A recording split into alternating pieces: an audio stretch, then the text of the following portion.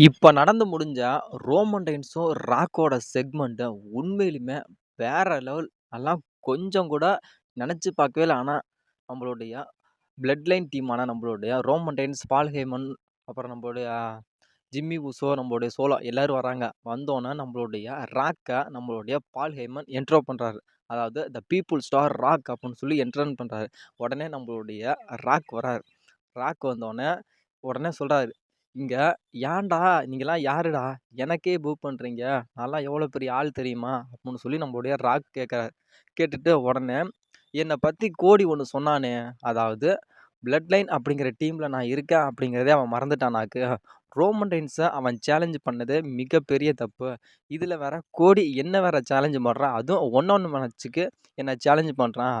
கோடி நீலாம் என் கூட மோதுறதுக்கு உனக்கெல்லாம் கொஞ்சம் கூட தகுதியே இல்ல. நீ ரோமன் ரெயின்ஸ் கூட மோதுறதே தப்பு. இதுல என் கூட மோத ஆசைப்படுறியா? நீலாம் வேஸ்ட் கோடி அப்டின்னு சொல்றாரு.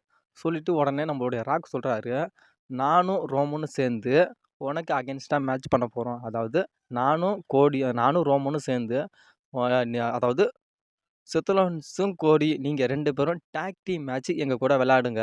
அதாவது ரெசல்மனியா நைட் 1ல விளையாடுங்க.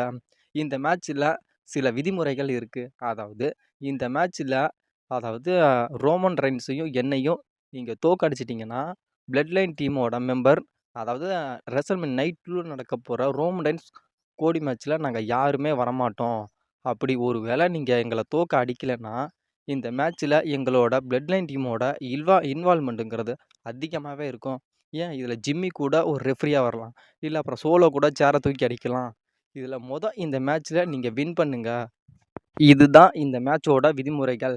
ஃபர்ஸ்ட்டு இந்த மேட்ச்ச டாக் டீம் மேட்ச்ல எங்கள வின் பண்ணுங்க. அதுக்கப்புறம் ரெசல்மனியா நைட் 2ல நடக்கப்போற ரோமன் ரெயின்ஸ் கோடி மேட்ச்ல எங்களோட இன்வால்வ்மெண்ட் எதுவுமே இருக்காது. அப்படி ஒரு வேள நீ தோத்துட்டீங்க அப்படின்னா, அங்க தான் சம்பவமே ஆரம்பிக்க போகுது. அப்படின்னு சொல்லி நம்மளுடைய கோடி வந்து நம்மளுடைய ராக் வந்து கோடிய வார்ன் பண்றார். வார்ன் பண்ணிட்டு நம்மளுடைய ராக் வந்து த ராக் அப்புட்ன்னு மைக் எடுத்து சொல்ல போறப்போ, உடனே நம்மளுடைய ரோமன் ரெயின்ஸ் வந்து அவர் ராக்கோட கைய புடிச்சுறாரு. "இங்க இருக்க எல்லாருமே என்ன இக்னாலஜ் பண்றாங்க. ஆனா நீ மட்டும் தான் என்ன இக்னாலஜ் பண்ணல."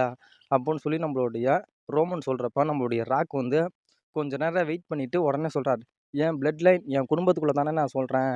அப்புட்ன்னு சொல்லிட்டு நம்மளுடைய ராக்கும் நம்மளுடைய ரோமன் ரெயின்ஸ இக்னாலஜ் பண்ணிட்டாரு.